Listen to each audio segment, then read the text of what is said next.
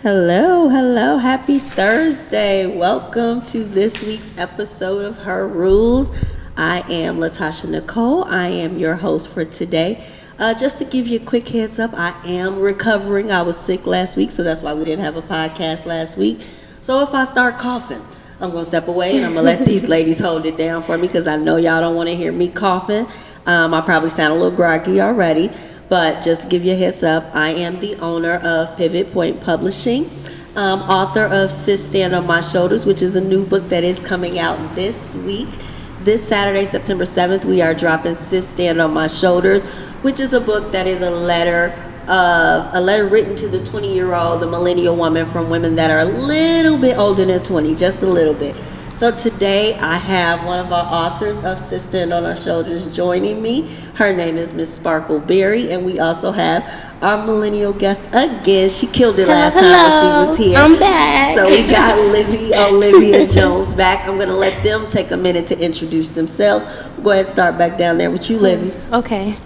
All right. So I am back, and if you missed me before, I'm Olivia Jones. I am currently a program facilitator with Girls Inc. of Chicago, where we teach girls to be strong, smart, and bold. And we do that through curriculum that teaches them life skills, what it's like to work in a male-dominated field, and things of that nature. I'm also a Howard University graduate. I am currently getting my Master's of Social Work from Chicago State University. And I think that's it. That's all I got today. Okay. So then go ahead, Miss Sparkle, introduce yourself. Well, hello everyone. I am Sparkle Berry. I am a co-author for Sis Stand on My Shoulders, the book that is being released on Saturday, September 7th. I also am a owner of 3 businesses.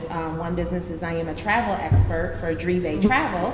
I also own a wedding planning and event planning services company called This Moment for Life, as well as I recently started a staffing agency with one of my sisters or sister friends, and it's called New Beginnings, which we specialize in hiring people who have records, felons, or anyone with any type of record. We specialize in healthcare, manufacturing, retail, administration, any type of staffing needs that people with records need. We will definitely help them and get them employed as soon as possible. Awesome. Yeah. And we will welcome Sparkle Berry to Chicago. She is visiting us here for the weekend. Happy belated birthday to you. Happy early birthday to Miss Olivia. We have Miss Lynn Smith who just walked into the building as well. Let's get her a seat. She can get her introduction going. Livy, look at her shirt. Oh, you're a Howard mom. I'm a Howard grad. So Lynn is also another author of Sis Stand on My Shoulders, the book as well. So I'm going to let her go ahead and do an introduction before we get started. Okay. Again, I want to apologize for being a little tardy, but my name is Twania Smith, and I am a numerous of things, but I have a business with First Premier Consulting Firm, and that basically consults with real estate, financial situations, the steps to get yourself in a predicament to purchase, as far as credit, just education on where you should go. And I also am with a partner that he is an attorney, and he handles the legal side as far as making sure contractual agreements are good. And we also do Airbnbs as well.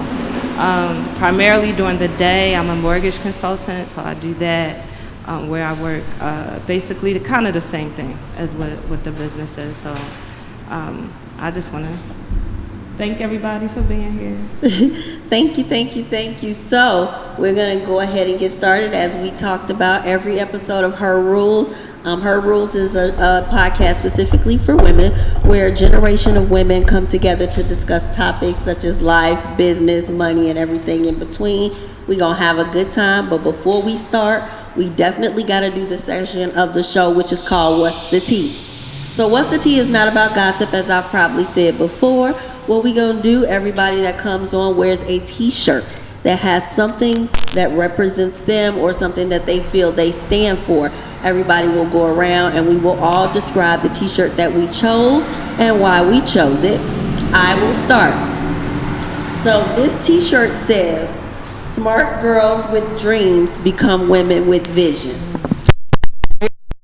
Me, as you can probably tell, little girls grow up to be women, and when they have ideas and they have dreams, those dreams become goals, those goals become reality, and that becomes a way of life for them. And for me, with my couple organizations, I have the organizations that are for the young girls, and I have the organization for the women with vision. So we'll go ahead and start. Actually, we'll go ahead and start with you, Sparkle, while they get that mic situation figured out down there. All right. So, well, my tee, it's a Melanair t-shirt. And what Melanair means is that I am, it's all about my girl. Okay. So I am rich with melanin, of course, my chocolate skin. And, also, my shirt also states that I am uniquely created, as well as, destined for greatness, and also see me. So that's basically saying me as a chocolate woman or a woman that has melanin, I am just basically it. Oh, you popping. Completely dope. Okay. And I have all the melanin, and I am rich in every aspect of life as a black woman and as a black chick. Period. I love it. She was so serious about this t-shirt, y'all. She was like, "You gotta have the pockets." I said, "But I'm sick." She said, "But I got my t-shirt already." So that's why we're here today. So if I start coughing and run off the stage, we blame the spark. All right, Livy. My t-shirt is a Michelle Obama quote. When they go low, we go high. And it's pink and green because I am a lady of Alpha Kappa Alpha. But my AKA auntie gave this to me, and when I read it, I think of how I want to be. So I'm not there yet. Okay. I'm still a little petty.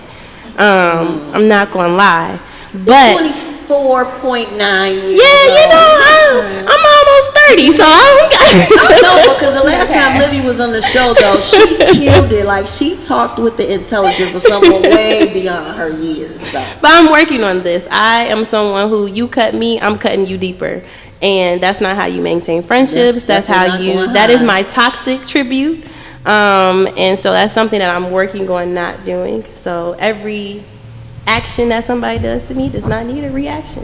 Very true. Very true. All right. Okay, my t-shirt is pretty simple. Howard Mom. So yeah, it says Howard Mom, and I am presenting this because my daughter is a graduate from Howard, and I'm proud. I'm really proud of that. It was a journey, you know, and when a lot of people see me, they be like, You're a mom? You know, you got a graduate that I'm like, yeah, she's out. She's all the way that out. That black don't so, crack. Yeah, so it's a positive thing, and so I just wanted to present her. Awesome. All right, so today's show, we are talking about the train stopping here, the buck stopping here. We're talking about breaking generational curses. So when I say generational curses, what do you think of? What type of thing do you think of as generational curses? Twain, we can start down there with you. Things that go on from generation to generation, such as, for instance, like from the grandmother to the mother to now your mother, and if you don't stop it, it can carry on. So I think women of today, not to say they weren't trying to do this, but a lot of times, I know in my mom days, she used to tell us, you keep everything in the house. You know, when you go outside, don't be telling our business. Tell your business. You know, or when things happen, it was just, we briefly talked about it and it was shoved up under the rug. And you really never had an understanding a lot of times. So you kind of went on with your own understanding. And sometimes a lot of girls will change that cycle, but I would say 75 to 80%, it does not change. You know, and so I think that's where it starts. We really have to be accountable and not just feel like we're just a parent oh well, you know, don't do what I do as I say. Do as I say, You not have as I to. do. I've learned with my own daughter that I had to give her the space to be able to tell me where I was wrong, to not just feel like I was over her and she could be afraid of that. Okay. And so with that being said, I think a lot of things are changing in my own generational, because my mom didn't always hear me. So And, let me yeah. pause you on that. Okay. We'll come back to Okay. that. Livy, when I ask you generational curses, what do you think that means? I kind of think about the same thing. I think about just alcoholism, addiction, the welfare queen. So you going from my mama was on Link, my great grandma was on Link, now I'm on Link, and then I expect my daughter to be on Link. Just things that are going to continuously hold not even just your family, but the community as a whole back, because we just going to keep on repeating the same cycle over and over and over again. And it's extremely hard to break. It is. It is. And then you, Sparkle. I definitely want to piggyback from the two ladies and also add that us as women, we do want to break those generational curses. However, we have a tendency of wanting to break them so much that we fall right back in line, but in a different way of falling in line to getting away from the curse or whatever it is that we're running from. We still end up back in that same place. So finding a way to get out of that is definitely another aspect of it, but I agree with you. Okay. Now, before we get heavy, I want to play just a little bit of a game with you guys. So I want to play old money versus new money. Okay. So I'm gonna grab my little notepad here because I made some notes. And so I'm gonna ask some questions, and you tell me if the answer is old money or new money, okay? So the first one, who spends more, old money or new money? New money. New money? I agree. New money. Which woman would most likely have bright nail polish, old money or new money? New money. Why y'all think so? Older women has a tendency of being more laid back, more Classy. Yeah, classy. I'm not gonna say bright colors. No, not classy. not classy. I shouldn't say classy. No. Older women has a habit A of low definitely tone. being- Yeah. More Yeah. low key? Yeah. More low key? I would say Okay. that. I would say, coming from the millennial, because my mom, she wears the same color over and over and over and over again. And then she'll walk up to me and be like, I changed it. And I'd be like, no, That's the same color? that's the same color, different shade. But it's like maybe one shade off. Okay. But I think that new money, it's not necessarily, I don't know. But I think we like to play with things. So just thinking about 10 years ago when I first started getting acrylics, the only thing I would get was French tip. But that was because that's what I saw my mom get. Generational.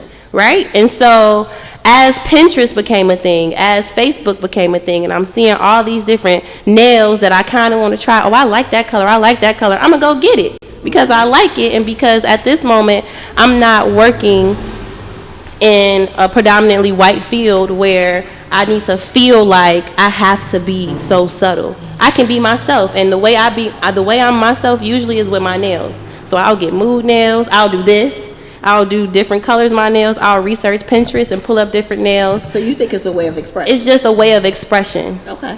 And old money, y'all are set in y'all expression. Wait, we are still trying to find ourselves. Yeah, she's Not y'all. Y'all been having money all my life. Y'all been having money all my life. So y'all owe money. Okay. Girl, I wish.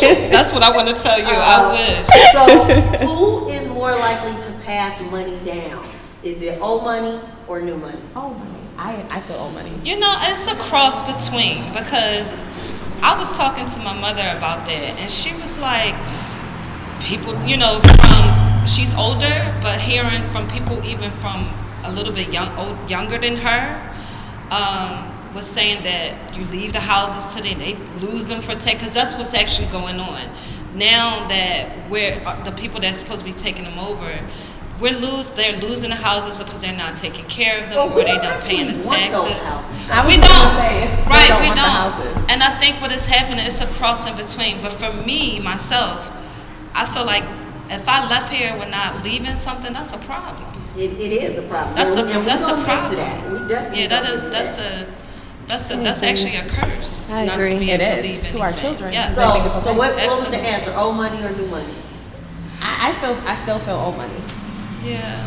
Old I money. don't know, because that's funny, because they don't always want to leave it. You got some people, I don't know. Yeah, I'm you a got cross some in people that's between. like, you gotta They work like, for it. yeah. Yeah, you gotta I build it up just like I did. See, that's not old money, but we'll come back to that. Okay. So who is more laid back and less stuck up? Old money or new money? Wow. You put the less stuck up on it, so Old money could be stuck up. And new Definitely. money, definitely. They think they got old money. old money can be laid back, but also stuck up. Uh-huh. But new money, I don't really see new money being laid back, but I definitely see new money being stuck up. So Yeah. So when I say more laid back and less stuck up, I'm thinking new money is more laid back as far as more accepting, more able to allow people to come in. Because back in the day, old money was society.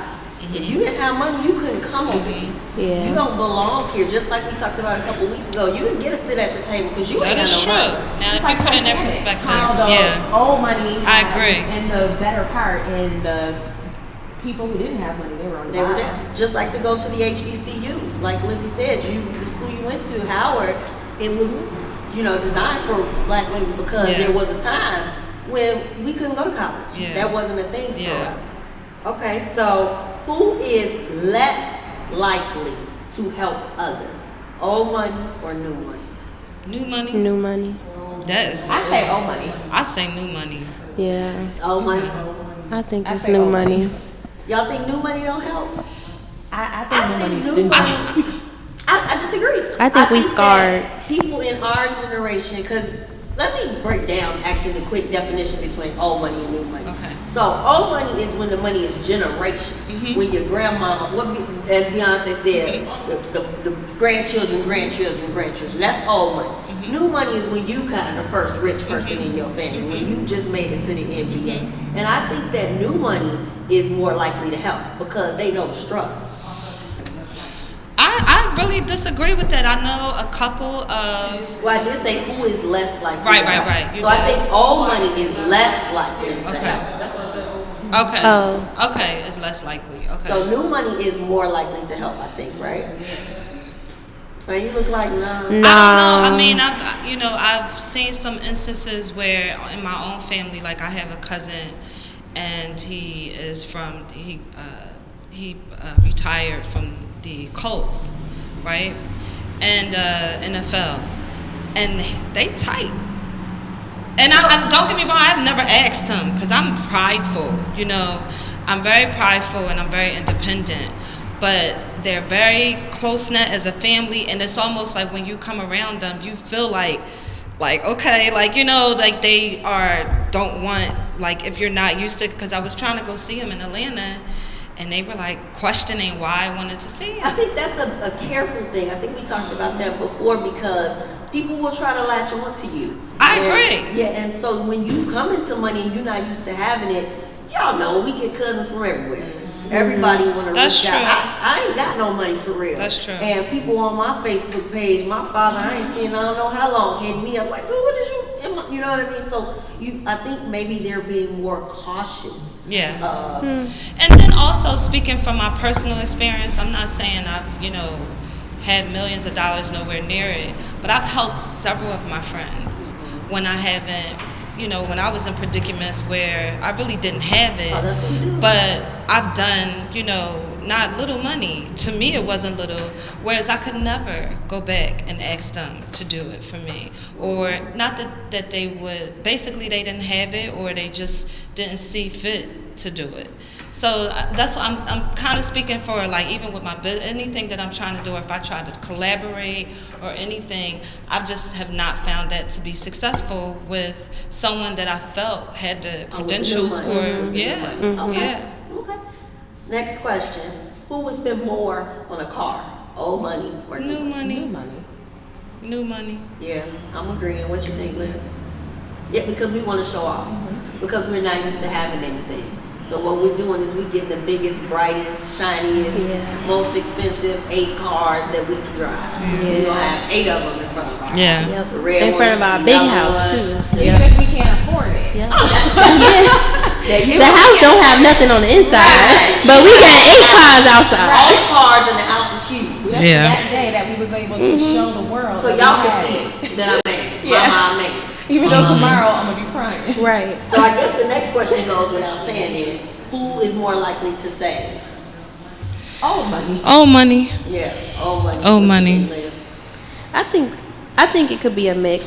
I think that this new generations that are coming into money, like if you listen to Offset's song, he says, "My kids gotta have money, not just me." You're selfish.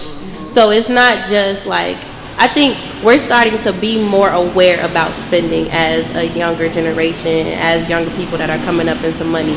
But I wouldn't just place it on the old one, on old money. The sad thing about the younger generation, not meaning to interrupt you, becoming more aware of finances and savings is it's coming from celebrities who already have money. Yes.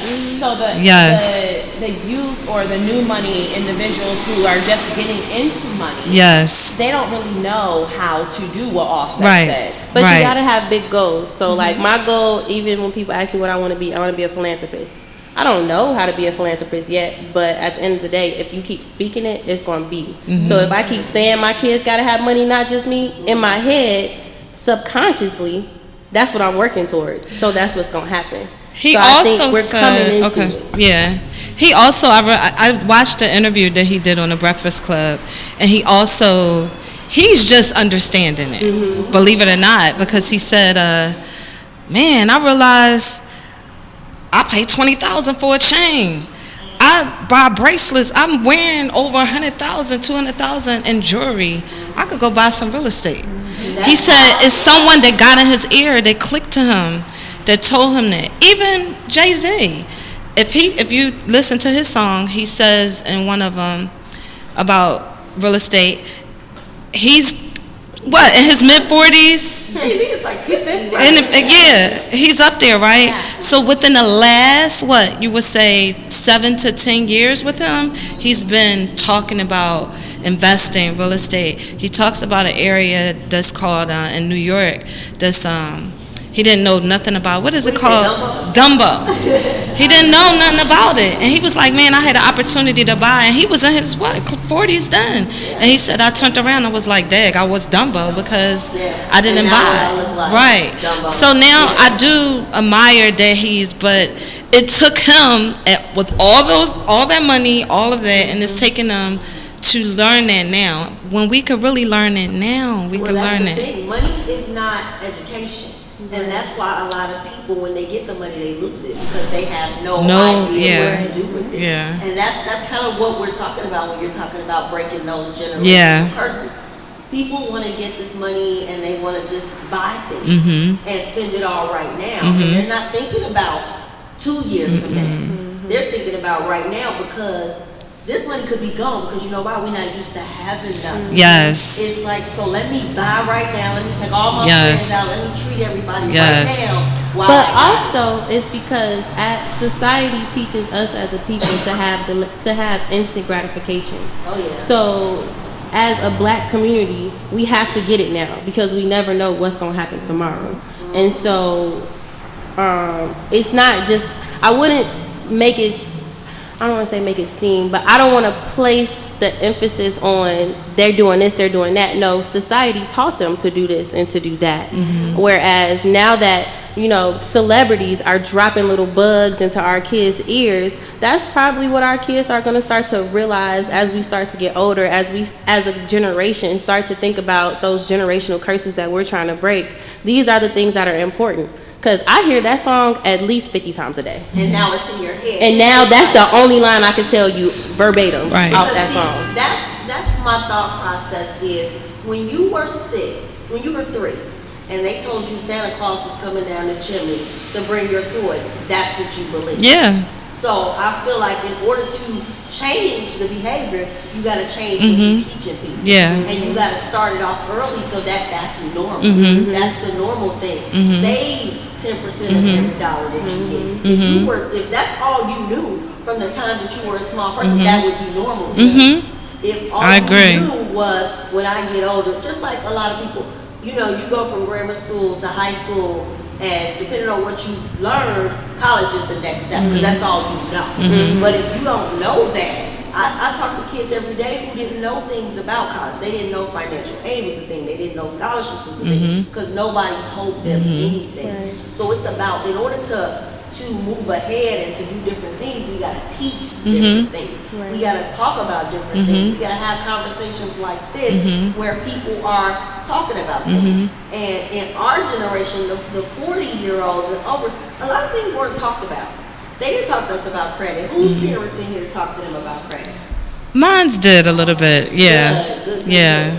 Did they teach you about credit, how to build it and things like that? Because a lot of people didn't even know what it was. I think I wasn't, you know, you don't be that interested. I mean, you hear them, but like we're talking about how, you know, we're getting it from the outer sources now, from like celebs. Now it's popular, but when your parents are sitting down talking to you, like, I got time for that. All right, you know, I literally saw my parents sit down with a yellow pad, you know, and sit down and organize their bills. I never saw bills. I saw them, how we went on trips. My mother I just didn't take it serious. And then I got in the arena and I started understanding. And I still a little bit didn't take it serious. You know what I mean? Because I feel like, okay, I could do this and get right back. But now, you know, I would say even within my own life, within the last 10 years, I'm like, that's all I need is credit, because I can move mountains with my credit. I can double up on my credit. I didn't take, it really does. It can help you change your entire situation. Yeah. Now, if you use it irresponsibly, that's a whole different thing. If you use it responsibly, it can definitely help you.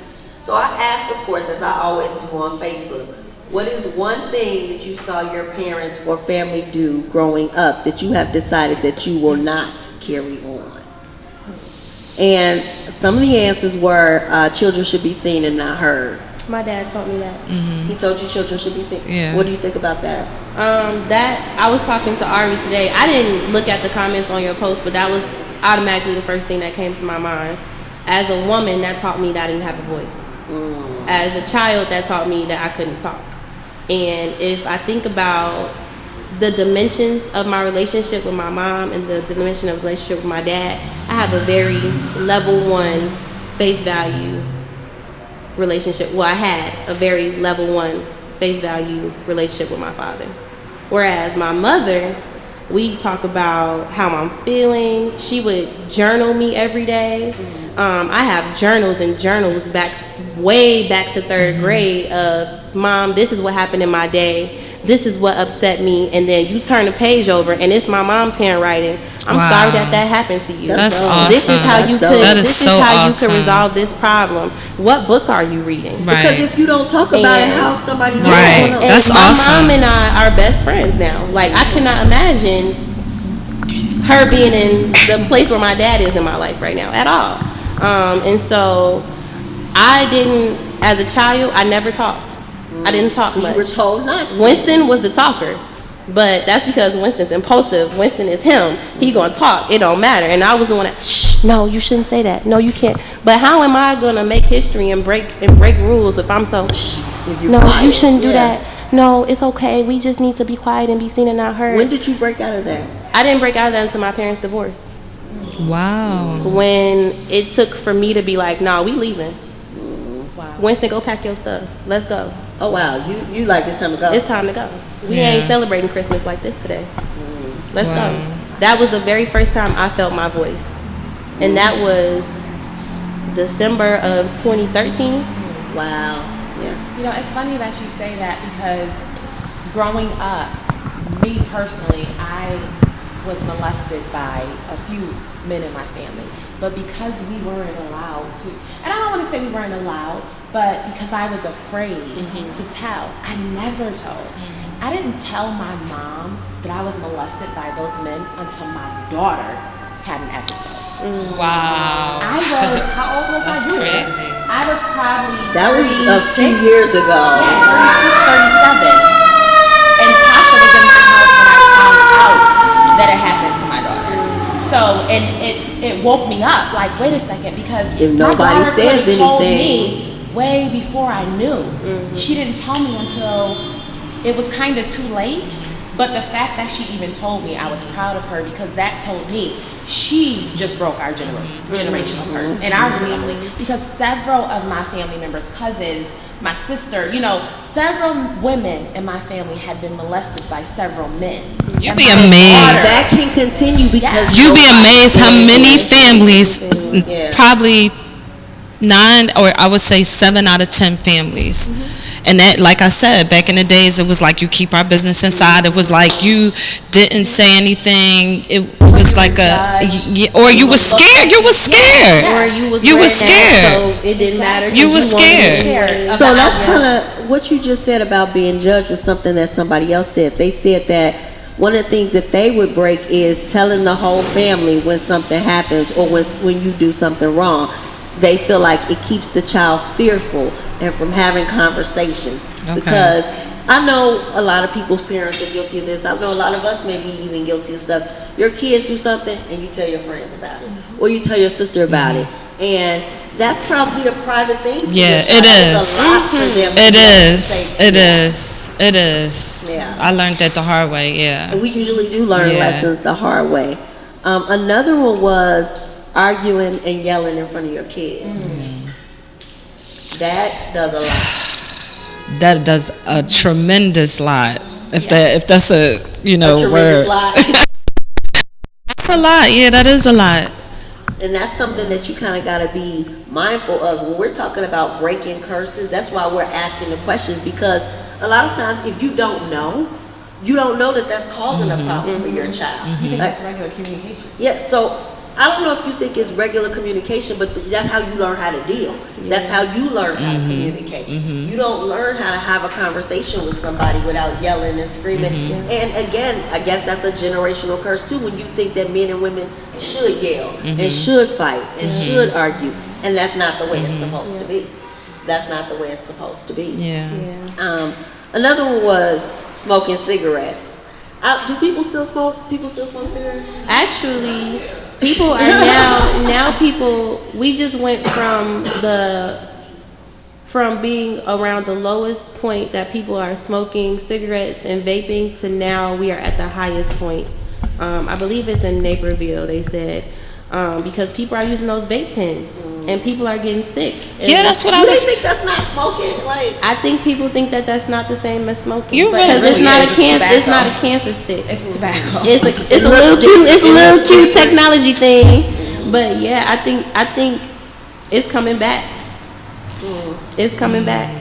I don't know if What about are they this doing that because they're saving? Because I look, what cigarettes, $7-8 a pack now? I think they more than that. Like, Yeah, they're $11. I'm real late. 11 or 13. Wow. Wait, I thought Yeah. she said like 13. That's a terrible habit. Yeah, I be trying to tell my brother. That is crazy. That's crazy. So this Yes. one I thought was interesting too, and it also goes into credit too. Putting bills in your kid's name. Oh yeah. Oh yeah, that's terrible. Yeah. Yeah, Because then it stops them. Because I always, when I have conversations with young people about college, I'm like, have you thought about just taking out a loan? Like, I took out loans, and I can honestly say that was probably the best thing I could have ever done for myself, is to get my education. Because that's something that can't nobody That's take away from yours. me. It's That's mine, yours. and I learned so much. I became who I am today through Howard. And I would have never went anywhere else. I'm glad that I went there. Because other than that, I would have been still on 69th with everybody else. Maybe working and trying to find a way. And then it dawns on me, well, they may not even know that may open up a can of worms in their household. Because now I'm 18, I'm thinking about I want to get a loan for school, but my mama back in 1995 got a credit card in my name and still ain't paid that bill off. Now my credit is 3-something. And so whenever I have the conversation, I'm like, well, maybe you might want to think about it. that's But definitely gonna be a cycle because now your credit is jacked up and you can't get nothing. So I don't know if people and you don't still want to tell on your mama. Yeah, I mean, you ain't sending your mama to jail. You ain't sending your mama. You ain't sending your mama to jail. Another one was keeping kids in the dark, not telling them what's going on. Yeah. And that, I think a lot of people do that with relationships, with money situations. People are buying their kids stuff they know they can't afford for these kids. These kids having these prom send-offs. It's unbelievable. What is happening now with that? That is just like a whole new, like, thousands and thousands. that is crazy. They Helicopters. to the Maybach. It's to get to the To the prom to crazy. be there for 2 hours. Yeah, with Eat the the $1,000 $50 shoes on, and then go home. and then back home, and They then they can't never do went to go to nothing college. Right. Or they haven't even looked into college. Yeah. Oh, so that's another thing too. I've seen. So they got this thing now. I don't know if y'all heard of it, but it's called like a half cap ceremony, where kids are in 6th grade. They have a version of a graduation because a lot of kids are not getting to the 12th grade graduation. So why are we celebrating getting to 6th grade? Girl, I Instead can't. of making the standard what it is. Yes. Instead of And if you go to a school that is not a 6th grade graduation, then you push on to the and you get that. That's the problem. A lot of these kids, we're awarding them, and that's why other countries are ahead of us, because we're awarding them for they're not halfway getting through. Yeah. To be real serious, like they're halfway. I remember when, I was preparing my daughter for school, and during that time I was going through a lot, and I said, you know what, I'm going to make sure. And I took her to this tutoring, and he actually told me, he said, the school system is not built. They don't have the manpower to actually educate these kids properly. Tutoring is not additional. It should be a part of their everyday, at least once or twice, 3 times a week, that they should have extra, curriculum activity where they're still, using their brains. And we think that when we send our kids to school, we're just sending them and they're just supposed to do their time in school and that's it. No, you really have to push them and see where their weaknesses is. Teachers of our children. When you think about just going to a school, there are at least 20 kids in a class. Yeah. There may be 10 different learning styles. Yes. The teacher has to deal with Johnny who's jumping on the wall, and Christopher who hasn't slept, and Tommy who's hungry, and they got about this much time. Attention span, right? Yeah. And I have friends as teachers, and they say, girl, you got to be their mama. You got to feed them. You got to figure. Yeah. However, that's what she said. You can't even get through the lesson plan. She says, a lot of when they have that grandma figure in the room or the auntie figure, whoever the substitute, the second teacher is. Right. She's never really called a teacher.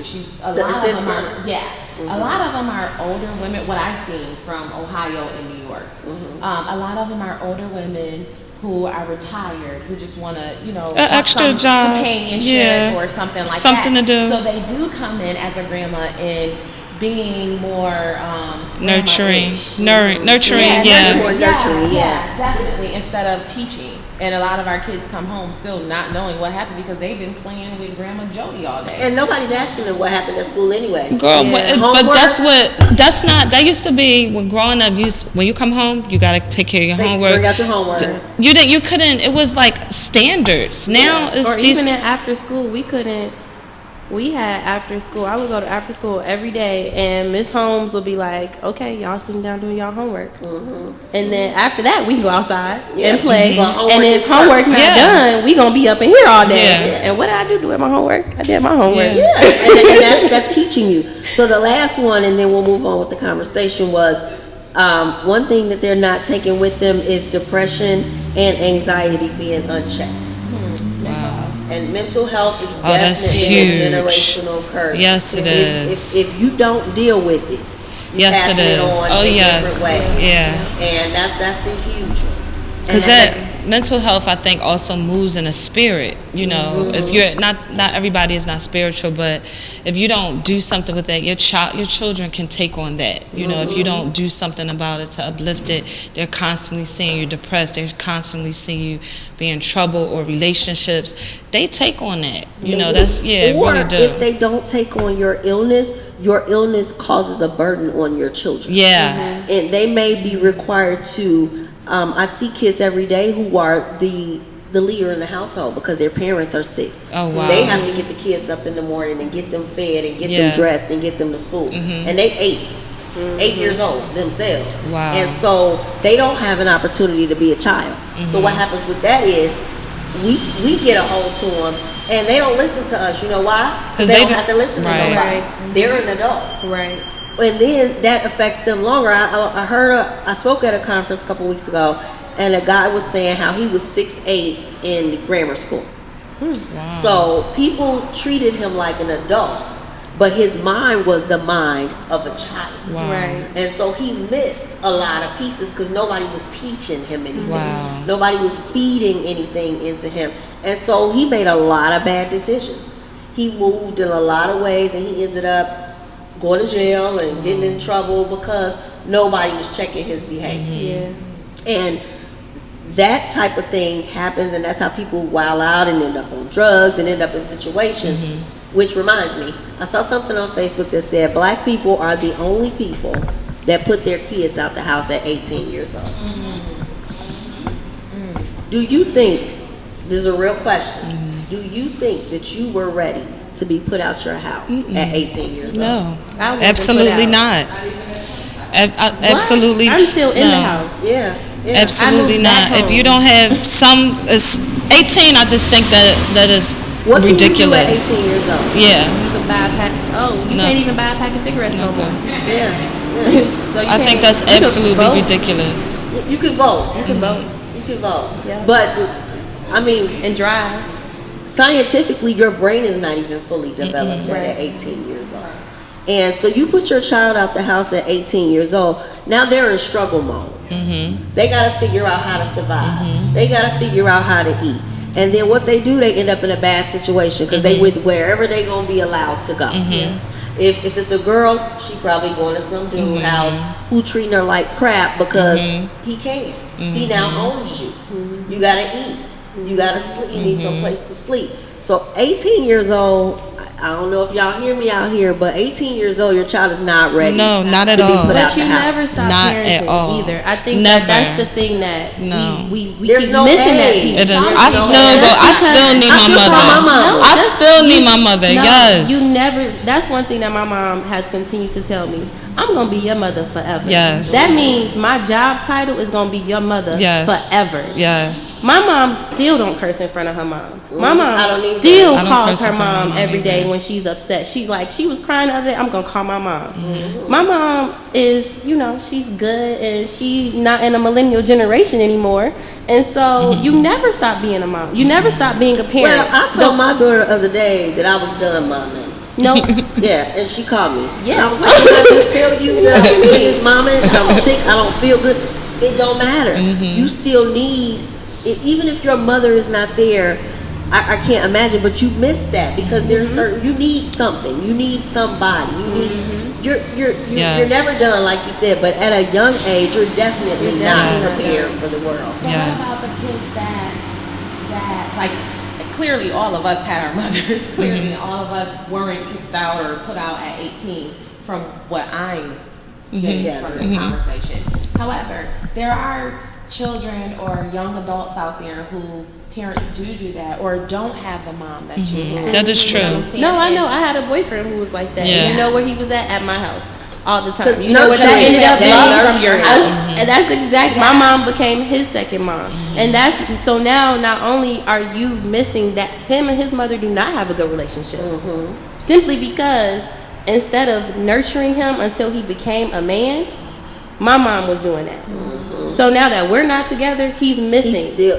He's lost a little bit, and that's because he can't go back because his mom is already it's a wrap.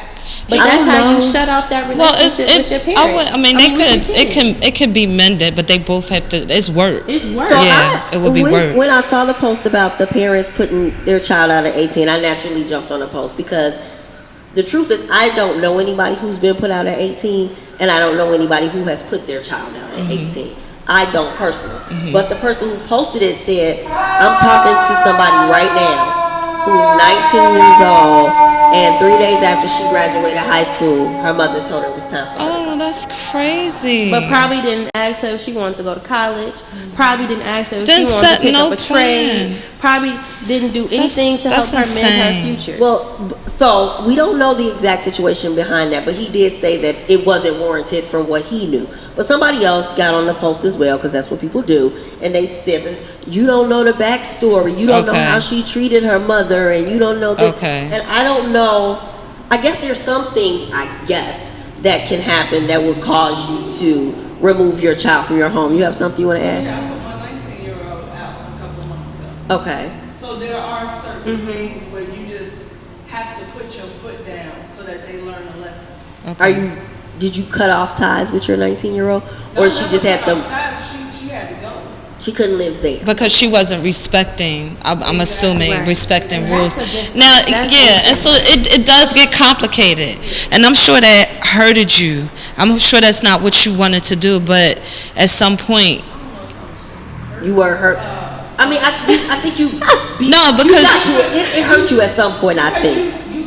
You go through the hurt when you get to the point where it's like, I'm not taking this no more. You gotta go. Okay. Already been okay.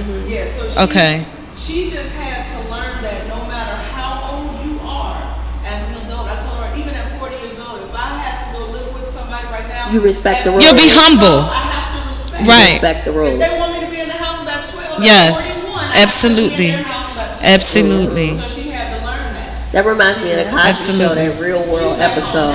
Right. But no, if I think about it, I remember my mom said, if you can't follow rules, you can't, I remember being in that. I almost want to say that that's a little bit different, because if I told you, you gotta follow the rules, right, and you just consistently don't. Yes. You chose to leave. Because you are a person, you're not going to just sit there and walk all over me and do what you want to do. And if I'm doing things to help you and being there, and you constantly, then it is a drawing board. I that's a scary thing, but it is a drawing board. It is very scary. Yeah. There was no good. So me or her dad didn't sleep good. Right. He was so glad when she was back home. Yeah, you probably were too. Yeah. You know what I mean? But you have to draw a line in the sand. You have to teach that lesson, because you're not going to disrespect me, because nobody is going to ride for you the way that I'm going to ride for you. No one. Nobody. That's them streets are telling a real quick minute. Yeah. So influential on our kids. And they think that their friends are their ride or die. That's true. This is true. To their mama house. Right. That's so true. Yeah. I mean, that goes back to the very first episode of choosing who you sit at the table with. Because if my daughter is in a situation where she about to get put out, and my daughter's Libby's best friend, we call her Libby gonna be like, girl, get yourself together. Yeah. Get yourself together. Yeah. Because what you about to do? Yeah. Okay. That's still your mom. And my That's mom still is not gonna let you stay here for longer than 2 nights. Maybe a night or two, but you're gonna have to get it together. Yeah. You just made a valid point as well. Your mom wouldn't allow Ari or Mahogany to stay there for longer than 2 nights. However, there are mothers that is true will too. allow your daughter to come and stay at their house for however long. With And no questioning, no calling, no none of that. Call you and say, hey, What's going your on? daughter is here? They won't do that. Yeah. Because, and I think that if you know the parent and you know the child, you know that if I put my daughter out, it done got real bad. Yeah. It done got bad. And if my daughter come to your house, you probably want to call me. Yeah. See what's going on. Because you probably shouldn't have her in your house either. Yes. You know what I mean? Yes.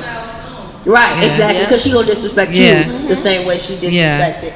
So, keeping it moving. Twain, in our pre-production call, you made mention of a situation with Blac Chyna. Yeah, you know what? I watched, you know, the bloggers and how they put out different situations, and I watched a segment of it because can't sit down and watch all of that. But it was really important to bring this up. They did a therapy session, and in the therapy session, Blac Chyna talked to the therapist about what her issues were with her mother, and the therapist was really trying to, as therapists do, trying to go from her childhood to see where all of this started. And so to sum it up, he asked her about her relations with men, and of course she had been with a man. She said that when she was 16 years old, and he said, okay, well, how old was the guy? And she said, oh, he was in his 20s, right? And so he said, well, did you see that as anything being wrong? She was like, no, I was cool with it, And he said, okay. And so now I'm gonna skip over. She was getting irritated because she thought she was going to be able to control the therapy session coming in there. Girl, she pulled the mirror. Yeah, she pulled the mirror out. Was all about she's created this platform for herself that she felt like she was going to control what she wanted to talk about, and that's not what therapy is. It's about digging deep at what the issues are. And so she had to get off the thing. So now the mother comes in, and the questions was asked. The mother, he didn't even have to ask the mother questions. The mother simply said, I was molested at 16. She understood that was wrong. But Blac Chyna looked at it like, I was cool with it. He was 20. Basically, I was with it. She never put it in her mind that that was molestation. He was taking advantage of you. You should not have been 16 years old dealing with 23, 24-year-old man. Where the mother saw was a problem, but the problem was she never communicated any errors with Chyna, and the problem with the mother is that she feels like she had done what she needed to do. But obviously she had not, because this girl repeated the same cycle. She danced like her mom. She said, I told myself I would never dance. But she ended up dancing. She got into 2 relationships. She said, I wasn't really in love. No, because it was about the money. It was survival. About her glorifying her persona to cover up really who she was inside. So it was deep to me to kind of bring that to the forefront, because I feel as though a lot of times, even if we are hurt as mothers or as parents, we need to reveal that hurt to let our kids know that what we went through is not a good thing, and try to help them not go through that. Not to just advise them as to, some of these women will be like, girl, get your money, do what you need to do. No, like that's not.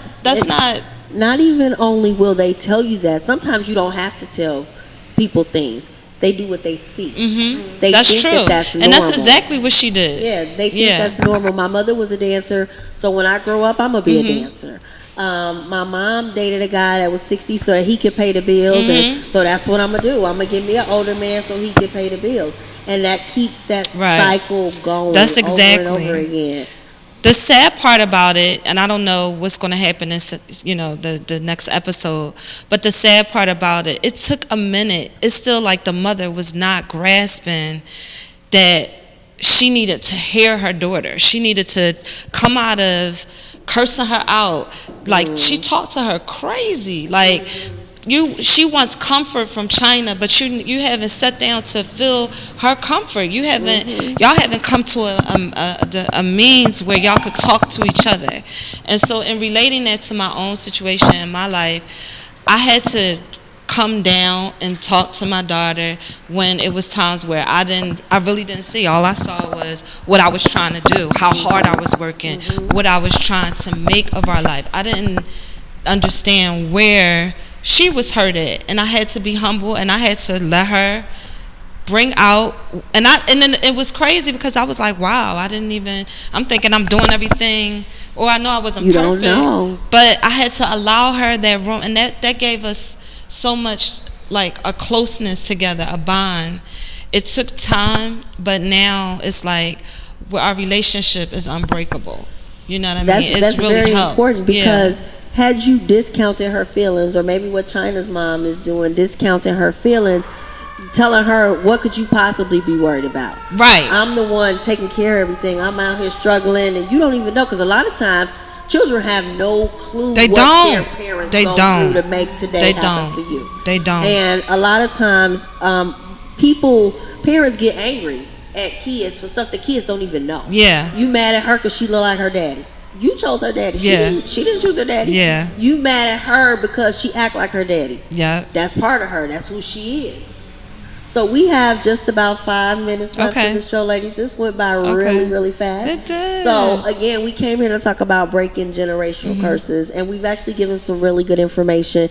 So if we want to leave something with our listeners, with our audience, with our viewers, definitely for me, in order to break generational curses, you have to talk about things.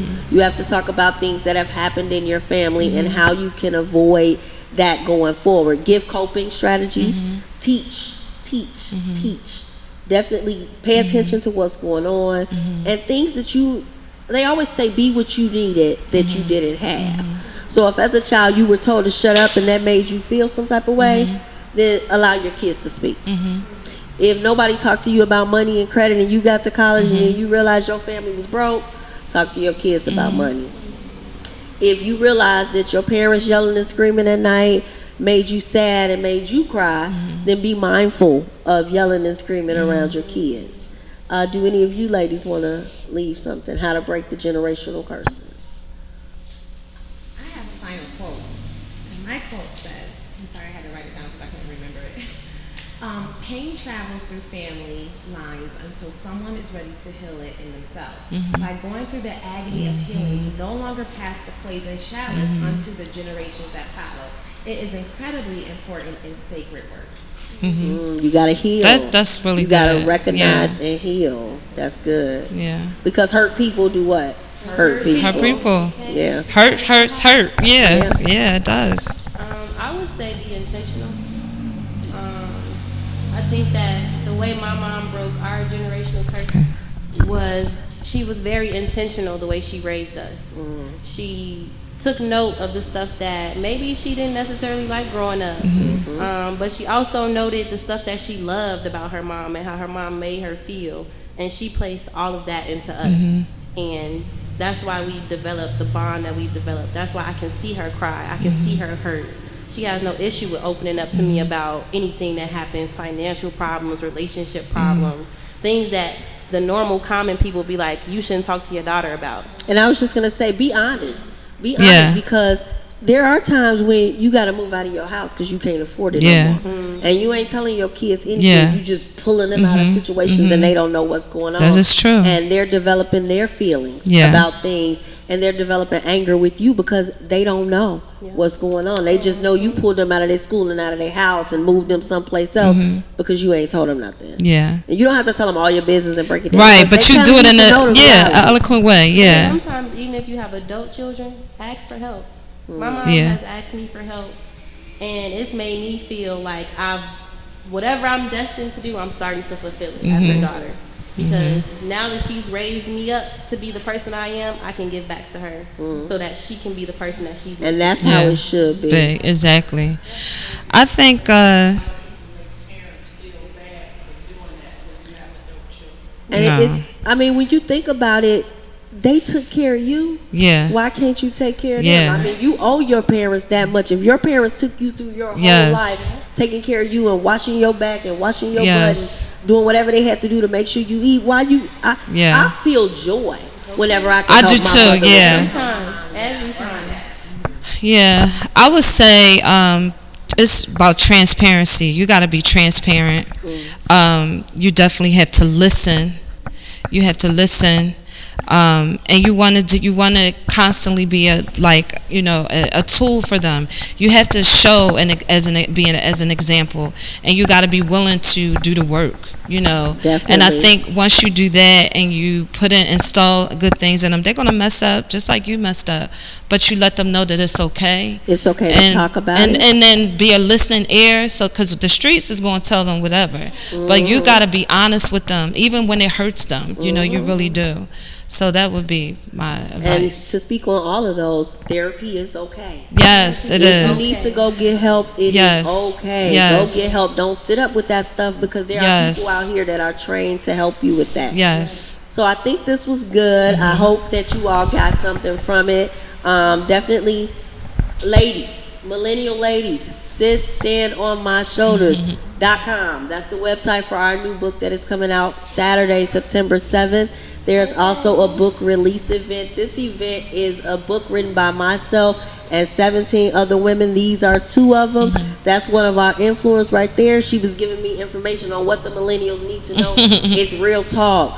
We talking real stuff. We talking about curses, credit, money, relationships. This is a book you want to read. It's definitely letters written from older sisters to younger sisters. So check it out.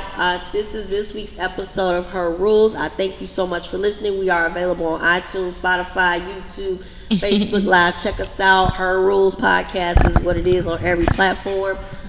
Thank you so much for listening. As I always say when I end the show, I am Nicole. Her rules, when a woman makes the rules, she changes the game. Yes. It's up to you. Have a good week. See y'all next Good week. night. Good Bye.